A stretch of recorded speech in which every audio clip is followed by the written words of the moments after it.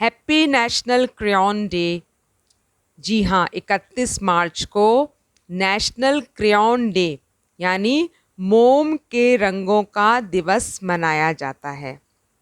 रंग जो हमारे जीवन में कितने रंग बिखेरते हैं, उनके लिए, उनके महत्व को बताने के लिए ये दिन मनाया जाता है।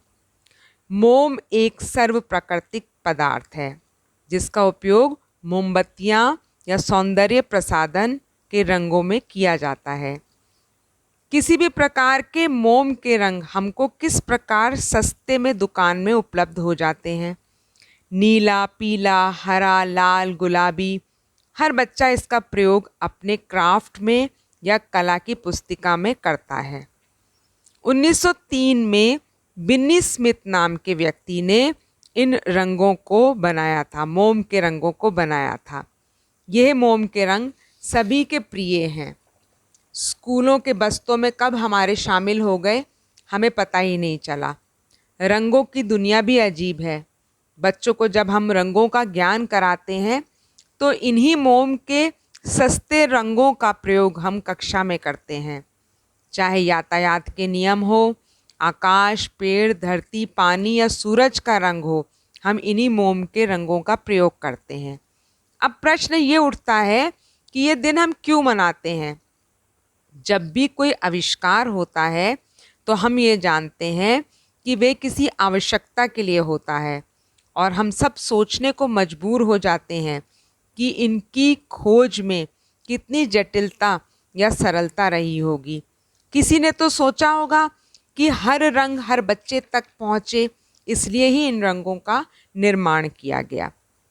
National crayon day on March 31st sparks fond memories of childhood creations in full color as we celebrate one of the most beloved toys, the crayon delight our senses not just with their brilliant colors but also with their distinct smell.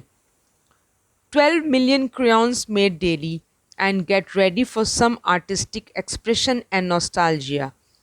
Crayons were introduced in 1903 by Binney Smith as a safer and cheaper alternative to the art in that time. Black, brown, orange, violet, blue, green, red, and yellow. Many color introduced, many are retired. Crayons not only add color to our lives but also held an analogy for colorfulness in human race.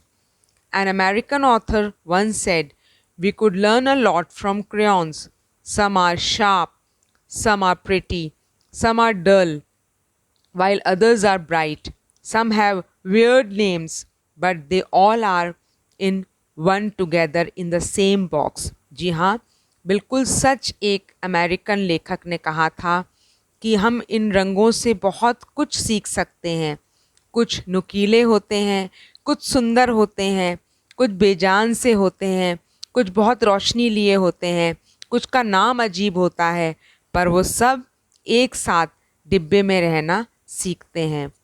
तो आइए किसी के भी घर में हम चलकर देखें जहाँ पर छोटा बच्चा हो, किसी की भी दीवार इन छोटे छोटे रंगों की चित्रकारी से अछूती नहीं होंगी। बच्चा सबसे पहले दीवारों पर लिखना शुरू करता है और वह इन रंगों से अपनी दीवारों को खूब अच्छे से स्क्रिबलिंग, जो कि आज हमारे निपुण भारत में या मिशन प्रेरणा में बताया जाता है कि बच्चे को स्वच्छंद होकर दीवारों पर लिखने दीजिए या उसको अपने मन की चित्रकला को बनाने दीजिए। तो इस प्रकार इन रंगों का बहुत महत्व है। तो आज का दिन 31 मार्च इन रंगों के लिए।